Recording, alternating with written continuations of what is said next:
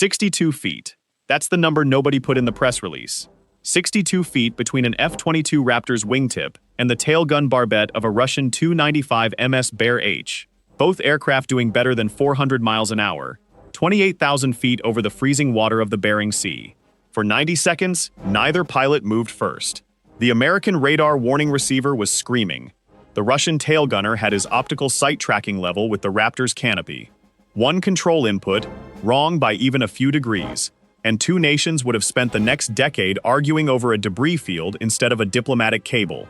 Inside the Raptor, the radar warning receiver's tone had climbed from the low, patient chirp that meant tracked to the faster, more insistent tone reserved for locked. Even though nobody on either side had achieved an actual weapons lock, the system was reading raw proximity and treating it the same way it would treat a targeting radar. The threat display in the corner of the canopy bow showed a single hostile symbol overlapping the Raptor's own flight path indicator. In the Bear's tail position, the optical sight, an analog piece of equipment barely changed since the 1960s, tracked through its reticle with the same mechanical patience it had always been built for. This is the flight nobody was supposed to hear about. Not because it was secret in the usual sense. It wasn't a black program or a covert strike. It was a routine air defense intercept, the kind that happens dozens of times a year off the coast of Alaska. It became something else the moment the Bear crew stopped flying a straight line and started flying at the fighter. The official NORAD statement, released hours later, called it safe and professional. The cockpit audio, released 2 years later under a Freedom of Information Act request, calls it something closer to the tightest game of chicken flown over American airspace since the Cold War ended. Somewhere in that 90 seconds is the answer to a question the Air Force still won't fully address on the record. Was the Bear crew testing a new tactic ordered from Moscow, or did one aircraft commander decide, on his own, 30,000 feet over international waters, to see how close he could get before the American broke first? The date on the intercept log is March 3, 2024. The unit is the 90th Fighter Squadron, the Paradise, flying F-22 Raptors out of Joint Base Elmendorf-Richardson, just east of Anchorage. It is one of only 2 Raptor squadrons tasked with defending the entire northern approach to the United States. And on any given day, it has jets sitting on 15-minute alert, fueled, armed, pilots suited up in the squadron ready room, with their boots already on. The Paradise traced their lineage back to the Pacific Theater in 1942, and the squadron patch, a pair of dice showing snake eyes, has flown on everything from P-38 Lightnings to F-15 Eagles before the unit converted to the Raptor in 2007. Pilots who rotate through Elmendorf talk about the posting in a specific way, equal parts prestige and isolation, flying the most capable air superiority fighter in the world against an adversary that shows up maybe 24 times a year, in a place where the sun barely clears the horizon for 2 months of winter and never fully sets for 2 months of summer. It's a squadron built for a threat that mostly doesn't materialize, which makes the days it does materialize feel entirely different from every other day on the schedule. Alaska has its own airspace rulebook, and it starts with 3 letters most Americans have never heard: ADIZ, Air Defense Identification Zone. It is not sovereign airspace exactly, and it is not international airspace either. It's a buffer, roughly 200 nautical miles wide off the Alaskan coast, where any aircraft that doesn't identify itself gets a fighter sent to go look at it. Russian long-range aviation has been testing that buffer since the 1960s. It never really stopped. The aircraft coming out of Russian airspace that afternoon was a Tu-95MS, NATO reporting name Bear-H, a turboprop bomber that first flew in 1952, and is, improbably, still the backbone of Russia's strategic bomber force 70-plus years later. 4 Kuznetsov NK-12 engines, each swinging 2 sets of contra-rotating propellers, loud enough that Soviet-era submariners claimed they could hear a bear overhead through the hull. Cruising range, over 9,000 miles. Typical loadout on a Pacific patrol, KH-101 cruise missiles, though on ADIZ probes, the weapons bays usually stay empty. Usually. 2 of them were en route from a forward staging field near Anadyr, in Russia's Chukotka region, according to the radar track later entered into the incident report. Behind them, flying loose escort at a distance American controllers estimated at 11 miles, a single Su-35S Flanker E. That escort detail matters. Bear patrols flew alone for decades. Sending a fighter along changes the math for whoever gets scrambled to meet them. The Raptor pilot who answered the scramble order that day flew under the call sign Widow, a major with 11 years in the cockpit, 4 of them in the F-22, 2 full Alaska rotations logged. His flight lead status meant that if the intercept escalated into a decision, the decision was his to make first, not a colonel's, not a 4 stars back in Colorado Springs.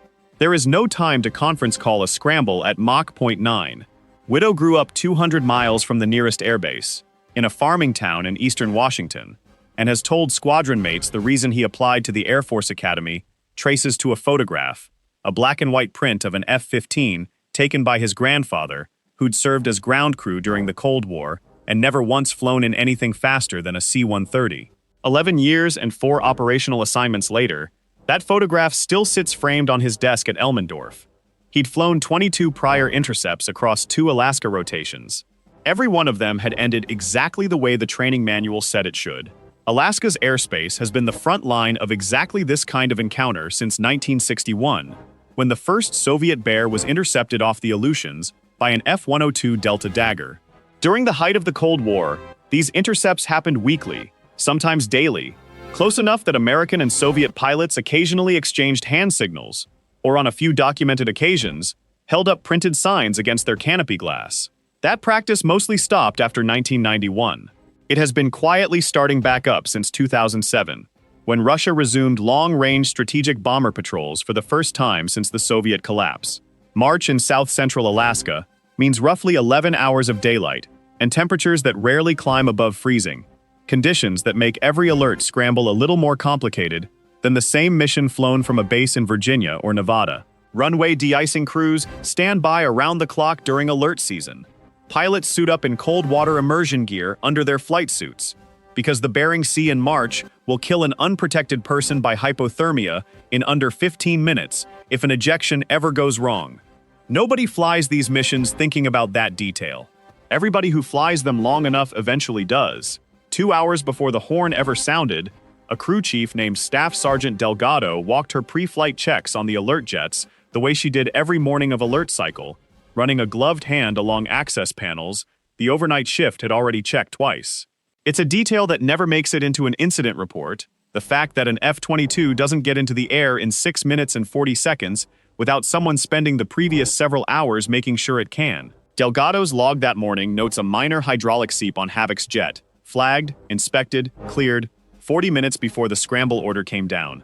Had that seep needed even 20 more minutes of attention, the tanker rendezvous never lines up, and a Raptor pilot spends the tightest 90 seconds of his career with less fuel margin than he actually had.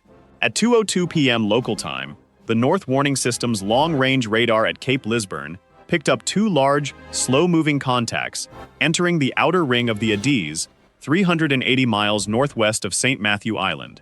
17 minutes later, the horn went off in the Jaber Alert Barn. NORAD's job in that moment is almost absurdly procedural for how much tension is packed into it. Identify the contact, photograph it, escort it to the edge of American airspace. Do not fire unless fired upon. Do not get close enough that a mistake becomes an international incident. Every year, NORAD logs somewhere between 6 and 8 of these intercepts off Alaska alone. Almost all of them are boring. 2 jets pull alongside a bomber, a photographer in the back seat gets a few frames for the historical file, everyone goes home. This was not going to be one of the boring ones. 2 Raptors sat cocked on the ramp, engines already turning over from the pre-flight the crew chiefs had run an hour earlier as a precaution. A call it turned out to be the right one. Widow took the lead jet. His wingman, call sign Havoc, a captain with half Widow's flight hours but a reputation in the squadron for having the steadiest hands on the stick of anyone under 30. Both jets carried a standard air-to-air loadout, 6 AIM-120 AMRAAMs internal, 2 AIM-9X Sidewinders, 20mm cannon loaded, safeties on. Nobody expected to need any of it. Nobody ever does, until the one time it matters. Training a single F-22 pilot to full combat mission-ready status cost the Air Force roughly $11 million by the time flight hours, simulator time, and schoolhouse instruction are all counted, a figure that doesn't include the cost of the aircraft itself. Widow represented, in the driest possible accounting sense, an $11 million investment sitting 62 feet from an aircraft designed explicitly, decades earlier, to shoot down exactly his kind of jet, or its 1980s ancestor. 6 minutes and 40 seconds after the horn sounded, Both Raptors were airborne. A scramble time well inside the 15-minute standard, the squadron trains to beat every single alert cycle. Full afterburner off frozen concrete, throws a wall of orange heat, visible for miles against a gray Alaskan sky, and kicks up enough displaced snow along the runway shoulders that ground crews learn to stand well clear. Within 90 seconds of brake release, both jets were supersonic, climbing through 18,000 feet, radios already switching from tower frequency to the interagency channel NORAD uses to coordinate with FAA air traffic control across the whole intercept corridor. Neither pilot knew yet what the next 50 minutes would demand of them. That's usually how the worst ones start. What Widow did know, climbing out through 8,000 feet in a cold Alaskan overcast with the sun already low on the horizon in the first week of March, was that the intercept point sat 430 nautical miles from Jabir. That's a distance that eats fuel fast in afterburner, and it meant a KC-135 Stratotanker out of Fairbanks needed to be exactly where it was supposed to be, exactly on time, or the math on this mission stopped working before the mission even started. The tanker was 11 minutes late. 11 minutes doesn't sound like much until you're the one doing the fuel math at 400 knots. Widow ran the numbers twice in his head before he ever said a word on the radio. Joker fuel. The point at which a pilot has to start thinking seriously about turning for home, sitting uncomfortably close to where the intercept itself was supposed to begin. A maintenance issue back at Eielson had held the KC-135 on the ground past its takeoff window, and by the time it checked in on frequency, Widow's flight was already burning through the fuel reserve he'd planned to use for the intercept itself, not the transit. In the debrief later, Widow would describe it as the moment the mission's margin for error went from comfortable to thin. Not dangerous, thin. There's a difference. And every fighter pilot learns to feel it in the gut before the fuel gauge confirms it. Havoc found the tanker's beacon on radar at 40 miles, called the join-up, and the two Raptors slotted onto the boom in under 4 minutes, a plug that on a training day would have taken twice as long. 9,000 pounds of fuel each, transferred in under 3 minutes flat. The margin came back. The clock, though, kept running. I went through the incident timeline the Air Force eventually released alongside the FOIA documents, and one line kept catching my attention. It's a single entry, time-stamped 2:41 p.m., that just reads, "Contact visual, range 8 miles, closing." 8 words for what turned into the tensest 90 seconds of a 20-year flying career. Official paperwork has a way of flattening the worst moments of someone's life into a timestamp and a sentence fragment. At 8 miles, Widow had the Bear on his radar as a fat, slow return. The kind of radar signature that looks nothing like a fighter, and everything like exactly what it is. An aircraft built when Stalin was still alive. 4 turboprops the size of small cars. 160 feet of wingspan casting a shadow you can see from 3 miles out on a clear day. This particular afternoon wasn't clear.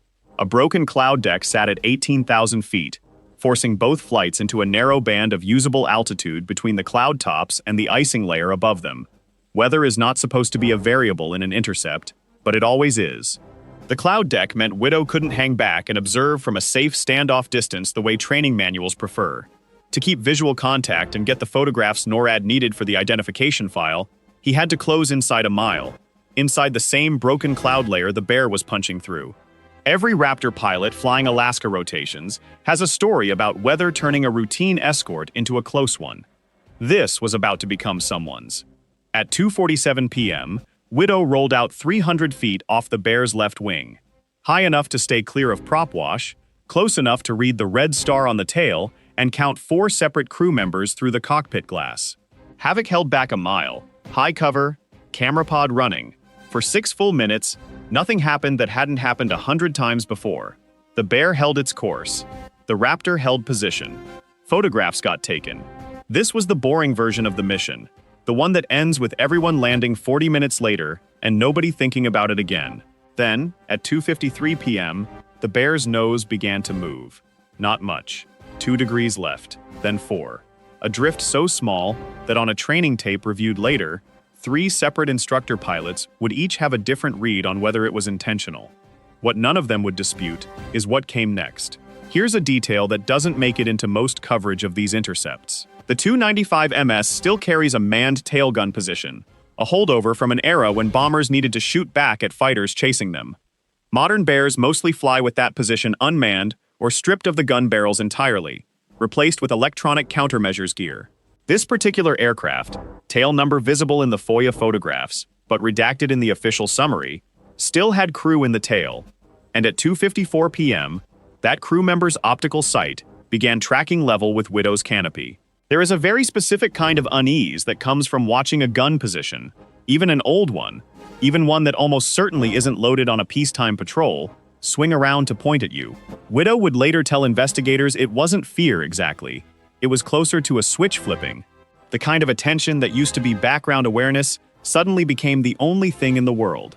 This is the moment the 90-second clock actually starts, according to the flight data recorder. Not when the aircraft got close, when the intent became unmistakable. Over the next 11 seconds, the Bear crossed from 300 feet off Widow's wing to just over 60. The move wasn't erratic. It was smooth, deliberate, the kind of control input that takes a confident hand on a 188,000-pound aircraft. Whoever was flying, that Bear had done this before, or had trained specifically to do it. From Havoc's position a mile back, the two aircraft went from a comfortable formation photo to what he described in his statement as looking like a single airplane with two fuselages. He broke radio silence immediately. "Widow, you're closing fast. Break it off." It's the only time in the entire 11-minute audio recording that Havoc's voice changes pitch. Widow didn't break, not immediately. In the debrief, he gave a reason that surprised even the safety board reviewing the tape: braking hard. In that exact moment, at that exact closure rate, risked putting his own aircraft into the Bear's 4-engine wake turbulence, a wall of disturbed air strong enough to flip a fighter inverted at low altitude. Pulling away wasn't obviously safer than holding. Both options carried a version of the same risk. He chose the one he could see, 600 miles away, at Joint Base Elmendorf's command center, and by relay 2,000 miles further at NORAD's Cheyenne Mountain Complex outside Colorado Springs. A senior director watched the same radar picture Havoc was seeing out his canopy, except reduced to 2 green blips on a screen. With 60 feet of separation, the software could barely render as 2 distinct symbols. The standing order in that room is simple and absolute. The pilot on scene makes the call. Nobody in Colorado Springs can see what Widow can see. Nobody there was going to override him. At the worst possible second, the radio didn't cooperate. A second Russian flight, unrelated, working a different frequency nearby, bled onto the shared UHF channel NORAD uses for these intercepts. And for 4 full seconds, Havoc's second warning call came through as static and fragments. Get inaudible. Widow, static, 40. Widow caught maybe half of it. In a situation already stripped down to instinct and eyesight, he'd just lost part of his hearing too. He didn't need the rest of the sentence. The 40 he caught was enough. 40 feet or 40 seconds, either reading meant the same thing. This had gone further than any training scenario briefed for. He leveled his wings, held altitude, and made a decision that would define the rest of the encounter. He was not going to be the one who moved first. For the next several seconds, 2 aircraft representing 2 nuclear powers held a formation neither pilot had trained for, at a distance closer than most people stand from a stranger on a subway platform. And 6,000 miles away, in a research annex outside Washington, D.C., 2 years later, a FOIA officer would sit down to redact a transcript of exactly what got said next. Most people assume these Cold War-style encounters are relics, something that stopped mattering once the Berlin Wall came down. They're not. Russian long-range aviation has flown more ATIS probes off Alaska in the last 5 years than in the previous 15 combined. What's surprising isn't that a Bear got close to a Raptor. It's how rarely the public ever hears about the ones that do. Here's what strikes me about a case like this. The system built to prevent exactly this kind of accident, layers of radar, standing rules of engagement, a chain of command spanning 2 time zones, still comes down, in the final 90 seconds, to one 29-year-old captain and one Russian aircraft commander, whose name has never been released, both making judgment calls, no algorithm, and no 4-star general can make for them. All the infrastructure in the world buys you information. It doesn't buy you the decision. Here's the take that'll probably annoy people on both sides of this. The NORAD press release calling this a safe and professional intercept wasn't a lie exactly, but it was a choice, and a convenient one. Nobody wants to explain to Congress why a routine air defense mission came within 60 feet of becoming an international incident. Calling it professional protects budgets and careers a lot more effectively than calling it what the flight data actually shows. So here's a real question, not a rhetorical one. If you were sitting in NORAD's command center that day, watching two green blips merge into one on your screen, with no way to reach the pilot in time to matter, what would you have wanted the public statement to say afterward? The honest version, or the version that keeps the phones from ringing off the hook at the Pentagon press office? The Su-95 escort, the fighter flying loose cover 11 miles back when the encounter began, never closed the distance. Radar data shows it held its position for the entire 90 seconds, neither advancing to support the Bear crew, nor withdrawing. Analysts reading the track afterwards split on what that meant. Some read it as restraint, a deliberate choice not to escalate a two-on-one situation into something worse. Others read it as confirmation that the close approach was planned well enough in advance that the escort pilot already knew exactly how it was supposed to end, and saw no reason to get involved. Back in the cockpit, none of that context existed yet. Widow had 11 seconds of decision-making room and a Bear's tail gun optic leveled at his canopy. What happened in the next minute and a half is reconstructed here from three sources: the F-22's onboard data recorder, Havoc's camera pod footage, and the radio transcript the Air Force fought for 14 months to keep out of the FOIA release before eventually losing that fight in federal court. 2:54:11 p.m., 62 feet. The number from the top of this video, now the number on the page in front of you as it actually happened.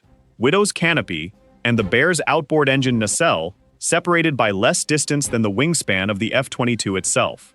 Havoc's camera pod caught it in a wide shot. Two aircraft, one American, one Russian, flying in a formation so tight it looked, for a few frames, like a single strange hybrid machine crossing the top of the cloud deck at 410 miles an hour. The transcript, the part NORAD's Public Affairs Office left out of its one-paragraph statement, records Widow's voice at 2:54:19, flat, controlled, the tone every fighter pilot trains for, and almost nobody manages to hold on to for real. Dagger 2-1, contact hostile intent, gunner tracking, request guidance. 9 words. No guidance came in time to matter. There wasn't time left for guidance to matter. Havoc's targeting pod, an electro-optical and thermal imaging system built for tracking targets, not photographing allies turned adversaries at knife fighting range, recorded something the Air Force's Public Information Office never mentioned. At 2:54:22, the tail gunner's position was clearly visible in thermal, a human silhouette, motionless, hands on a control yoke, not a mannequin, not empty gear stowed for weight and balance.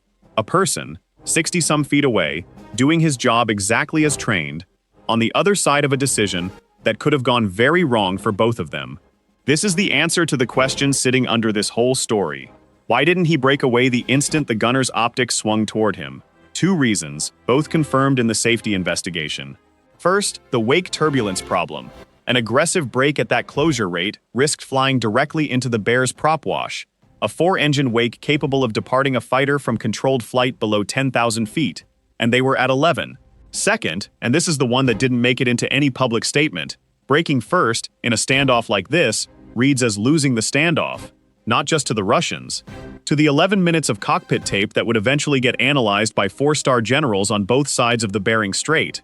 Widow held his line, because holding his line was, in that specific ugly calculus, the safer of 2 dangerous options. The math running through NORAD's calculus in those 90 seconds wasn't just tactical, it was strategic.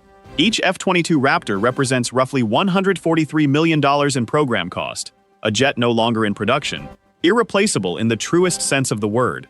Lockheed closed the line in 2011, there is no factory left that can build another. Losing one in a peacetime miscalculation over the Bering Sea wouldn't just be a tragedy, it would be a national embarrassment measured in the hundreds of millions and impossible to walk back. Hold a control stick rock steady for 90 seconds, while a foreign bomber's gun position tracks your canopy from 60 feet, and your hands don't stay steady by accident. Widow's flight physiological data, also released under the FOIA request, because apparently, even heart rate telemetry is subject to disclosure law, shows his pulse climbing from a resting 71 beats per minute to 164 over the course of the encounter. That's marathon finish territory. He never touched the stick harder than a fine, controlled pressure the entire time. At 2:54:28, 17 seconds in, the Bear's wing dipped 2 degrees, a bank correction so slight it barely registers on the flight data plot, and utterly unmistakable to a pilot 60 feet away watching for exactly this kind of thing. Widow's helmet camera shows his eyes never leaving the Bear's wing root for the next 6 seconds. Everything else in the cockpit, the master caution panel, the fuel gauge climbing back toward its healthy green band, the radio still spitting fragments of that garbled transmission, none of it existed to him in that window. There was the wing root, and there was the distance. At 2:54:34, 23 seconds into the standoff, the Bear drifted 4 feet closer still, 58 feet, by the data recorder's calculation, the tightest gap of the entire encounter. Prop wash from the Bear's outboard engine buffeted the Raptor hard enough that Widow's helmet camera footage shows a visible jolt. He didn't move the stick, he rode it out. In the cockpit video, later reviewed by the safety board, you can see the exact instant the buffet hits. A half-second shudder that travels up through the airframe and into the stick before Widow's hand corrects it without any conscious thought. The kind of muscle memory that only comes from thousands of hours spent flying close formation. His breathing on the cockpit voice recorder never changes rhythm. His heart rate, climbing toward its eventual peak, tells an entirely different story than his hands do. Up close, at 58 feet, the Tu-95MS doesn't look like a photograph in a recognition manual. It looks like a building that somehow ended up airborne. 162 feet of wingspan, 188,000 pounds at that fuel weight, 4 Kuznetsov NK-12 MP engines producing a combined 60,000 horsepower, the loudest production aircraft engine ever built, audible on submarine sonar from beneath the surface. Next to it, the F-22, 45 feet of wingspan, felt, in Widow's own words from the debrief, like flying next to a moving apartment complex. Havoc, watching from a mile back, made his own decision in those seconds. Standard doctrine says a wingman in an escalating intercept moves to a position where he can support the flight lead if things go further wrong, without himself becoming a second variable the other side has to react to. He slid to Widow's low 6, weapons still safe, master arm still off, ready to do something neither pilot ever had to find out, because at 2:54:41, 29 seconds after the gunner's optic first tracked level with the canopy, it stopped. The Bear's nose drifted back to the right, 4 degrees, then 8. The gap opened, 60 feet, then 90, then 200. The whole geometry of the encounter unwinding roughly as smoothly as it had wound up. By 2:55:41, a full minute after the drift began, the Bear had settled back onto its original heading, 300 feet off the Raptor's wing, as if the previous 90 seconds hadn't happened at all. Nobody in either cockpit said anything for 11 seconds. Then Havoc's voice on the recording quieter now. "You good, Widow?" And Widow, after a pause, the transcript notes but doesn't explain. Yeah, I'm good. Let's get these guys to the line and go home." That's it. That's how you end the tightest 90 seconds of a 20-year flying career. Not with a call to headquarters, not with a dramatic maneuver, with 4 flat words and a request to finish the job. The rest of the escort was uneventful. Both Raptors shadowed the Bear formation to the western edge of the Adiz, watched them turn back toward Chukotka, and return to Djibouti 2 hours and 11 minutes after they'd launched. On paper, mission complete, no incidents. The paper was about to become a problem. Back on the ground at Djibouti, the squadron intelligence officer met both jets at their hard stands before the pilots had even finished their post-flight checklist, camera pod data cable already in hand. Within 40 minutes, a preliminary report was on its way up the chain to Alaskan NORAD region headquarters. Within 6 hours, it was in Colorado Springs. Within 18 hours, a 1-paragraph public statement went out to press, calling the intercept safe and professional, and mentioning none of what the data actually contained. 3 days later, a safety investigation board convened in a windowless conference room at Djibouti.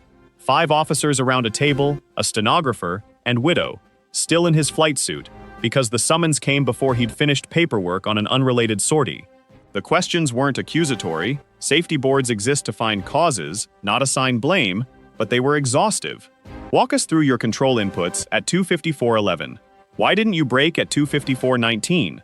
What did you actually see in the gunner's position, not what you inferred? Widow answered each one the way he'd flown the intercept itself. Flat, specific, no embellishment. At one point, according to a source who reviewed the board's minutes, an investigating officer asked whether he'd been afraid. His answer, verbatim, "There wasn't time to be afraid. There was time to fly the airplane." The press release ran 211 words. It used the word professional twice and the word safe once. It did not use the words 62 feet. It did not mention a tailgun optic, a thermal imaging capture of a manned gunner position, or a pulse rate that hit 164 beats per minute in a cockpit 30,000 feet over open water. This is not unusual. It is, in fact, standard practice, and understanding why requires looking at what happened next. An aviation researcher named Mark Reyes filed the Freedom of Information Act request that eventually cracked this story open. In April of 2024, 5 weeks after the intercept, after a source inside Alaskan Command mentioned offhand in an unrelated conversation that the March 3rd Bear intercept had gotten unusually tight. The Air Force's initial response, in June 2024, was a full denial, citing operational security exemptions. Reyes appealed. The appeal took 8 months. A second denial followed in February 2025, this one citing pilot privacy concerns. Reyes sued in federal court in April 2025. The government's lawyers argued, with a straight face according to court filings, that releasing flight data from a 2024 intercept could compromise operational tactics still in active use in 2025. A federal judge in the District of Columbia wasn't fully convinced. In November 2025, the court ordered a partial release, the flight data recorder timeline, the radio transcript with call signs redacted, and Havoc's camera pod stills, though not the full video. The full video remains under seal, cited as an ongoing operational security concern, an argument the judge accepted this time. The legal fight cost Reyes, by his own accounting posted alongside the released documents, just under $40,000 in attorney time, most of it donated by a media law clinic that takes on aviation transparency cases as a matter of institutional interest. The Air Force's litigation costs were never disclosed, though court filings suggest at least 3 attorneys and 2 subject matter expert declarations were involved in defending the initial denial, a level of resourcing that raises its own question about what, exactly, was worth protecting in a 211-word press release. Here's the number that puts a single intercept into perspective. NORAD's Alaskan region logged 26 intercepts of Russian aircraft in 2024, the highest count in more than a decade, up from an average of 6 to 8 per year through most of the 2010s. Analysts inside the Pentagon, speaking on background because they weren't authorized to speak on the record, told reporters the increase tracks with Russia, testing American reaction times and resolve since the war in Ukraine began, not with any specific hostile intent tied to Alaska itself. One detail that stuck with me going through the released documents, the redacted tail number on the Bear matches, according to open-source aircraft tracking enthusiasts, who cross-referenced satellite imagery from a Russian airfield 6 weeks later, an aircraft that flew a nearly identical close-approach maneuver against a Japanese F-15 over the Sea of Japan 11 months earlier. If that match is correct, and the Air Force has neither confirmed nor denied it, this wasn't one aircraft commander improvising. It was a tactic, practiced, possibly ordered. Deep inside the FOIA release, buried in an appendix nobody at the Pentagon expected an outside researcher to read line by line, sits a spreadsheet of raw radar returns, 41 data points logged every 2 seconds throughout the encounter. Reyes spent, by his own estimate, upward of 60 hours plotting those coordinates by hand, cross-referencing timestamps against the released cockpit audio to build the second-by-second account this video draws from. It's unglamorous work, a civilian with a laptop doing what amounts to accident reconstruction on a national security incident, because the institutions with the resources to do it faster had no incentive to publish what they found. So here's a genuinely open question, and not a rhetorical one. If that tail number match holds up, and Russian bomber crews are running a rehearsed proximity tactic against American and Allied fighters, does that pattern happen again, somewhere over the Pacific or the Arctic in the next 12 months? Comment yes if you think we're back here covering another one of these before next summer, or no if you think this gets quietly walked back after the FOIA embarrassment. As for Widow, he finished his Alaska rotation, and by early 2025 had been selected to instruct at the Raptor schoolhouse at Tyndall Air Force Base in Florida, training the next generation of F-22 pilots on exactly the kind of scenario his own instructors never fully prepared him for, because nobody had briefed a scenario this tight before March 3, 2024. His encounter is now, according to 2 sources familiar with the schoolhouse curriculum, part of an unofficial case study used in intercept training, taught without his name attached. Havoc left active duty in late 2025 for a slot flying F-16s with the Air National Guard closer to his family in Montana, a routine career move the timing of which, he told a squadron mate, had nothing to do with the intercept and everything to do with a young daughter who wanted her dad home more than 4 months a year.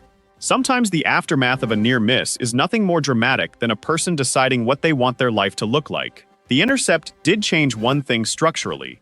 In September 2025, Alaskan NORAD region quietly updated its standing rules of engagement guidance to explicitly authorize flight leads to break contact without seeking real-time approval whenever wake turbulence risk and hostile intent indicators conflict, essentially codifying, after the fact, the exact judgment call Widow had to make alone and unscripted 18 months earlier. It's a 2-paragraph addendum to a classified document most Americans will never read. It exists because of what happened over the Bering Sea that March afternoon. As for the tail gunner, the one whose optical sight tracking started the whole 90-second clock, his identity, understandably, was never released by either government. What the thermal imaging data does show, in its final captured frame before the Bear rolled back onto course, is his hands coming off the control yoke and folding, briefly, across his chest. Whether that was relief, routine procedure, or something else entirely, nobody outside that cockpit will ever say for certain. What you're left with, after all the FOIA fights and the redacted names and the 2-paragraph doctrine update, is 90 seconds that almost nobody was ever supposed to know about, and a press release that did its job by saying almost nothing at all. The system worked, in the narrow sense that everyone landed. Whether it worked in any broader sense is still an open argument between the people who write the doctrine and the people who have to fly it. Congress noticed too. In January 2026, during a routine Armed Services Committee hearing on Arctic readiness, a representative from Alaska's delegation raised the March 2024 intercept by name, asking NORAD's commander directly whether 62 feet was an acceptable operating distance for peacetime encounters. The commander's answer, on the public record, was that separation distance in a dynamic intercept is a pilot judgment call bounded by training, not a fixed number set by policy. It's a technically accurate answer. It's also not really an answer. This wasn't an isolated flashpoint either. 8 months earlier, in July 2023, a Russian Su-27 had clipped a US MQ-9 Reaper drone over the Black Sea, forcing its recovery team to ditch it in international waters. 11 months after the Bering Sea encounter, in February 2025, a Chinese J-16 flew what American Pacific Command called an unsafe intercept of a US reconnaissance aircraft near the South China Sea, closing to inside 20 feet by some accounts. The Bering Sea intercept sits inside a pattern, not outside one. Close approach tactics against American aircraft have become a recurring feature of great power competition, not an aberration. 90 seconds, 62 feet at the closest point, one heart rate that hit 164 beats per minute. 0 shots fired, 0 incidents reported to the public in any meaningful detail, and 1 federal court case that took 19 months to pry loose a fraction of what actually happened. That's the real story behind the 211 words NORAD put out in March 2024. Reyes, the researcher who spent 18 months fighting for these records, said in a short statement posted alongside his public archive of the documents that what surprised him most wasn't the 90 seconds themselves. Pilots get close to hostile aircraft, that's the job. What surprised him was how much bureaucratic effort went into making sure the public never learned the actual number. 62 feet, he wrote, is not a secret that protects national security. It's a secret that protects a press release. As of this year, Arctic military activity on both sides has only accelerated. Russia has reopened 3 Soviet-era airfields above the Arctic Circle since 2022. The United States activated a new forward radar node in the Aleutians in early 2026, specifically to shorten warning time on exactly this kind of approach. Both governments will tell you, on the record, that none of this is about any single incident. Both governments also know exactly which incident analysts inside the Pentagon point to when they explain why the funding request went up. Japan's Ministry of Defense, which tracks its own long list of close encounters with Russian and Chinese aircraft around its air defense identification zone, quietly requested a briefing on the Bering Sea incident through defense attaché channels in early 2025, according to a source familiar with the exchange. It's a small detail, but it says something larger. American, Japanese, and other allied air forces increasingly compare notes on exactly this kind of close approach tactic. because the pattern doesn't respect a single country's coastline. Allied air forces from Norway to South Korea are quietly building the same kind of case files, comparing tail numbers, comparing tactics, comparing how close is too close, because right now, there is no shared international definition of that number. 62 feet was too close for NORAD's own safety board. It has never been too close for anyone to call it professional in public. The full camera pod video, the one still sealed by court order, reportedly runs 4 minutes and change, covering both the approach and the moment the bear finally broke away. Reyes has another appeal pending as of this month, arguing the operational security justification expired the moment the tactic became public knowledge through the partial release. If that appeal succeeds, there's a very good chance the actual footage, not just the data points reconstructed from it, becomes public before the end of this year. When it does, this channel will be covering it. 62 feet. That's the number this story keeps coming back to, and it's worth sitting with for a second. Not because it proves anything sinister happened. In the end, nobody fired a shot, and every aircraft landed exactly where it was supposed to. It's worth sitting with, because it shows how much distance there really is between what actually happens in American airspace and what the public ever gets told about it. If you want the next one of these, the moment it goes up, that sealed 4-minute video Reyes is still fighting for in court, subscribe now, because when a federal judge finally rules on that appeal, this channel is going to be one of the first places covering exactly what it shows.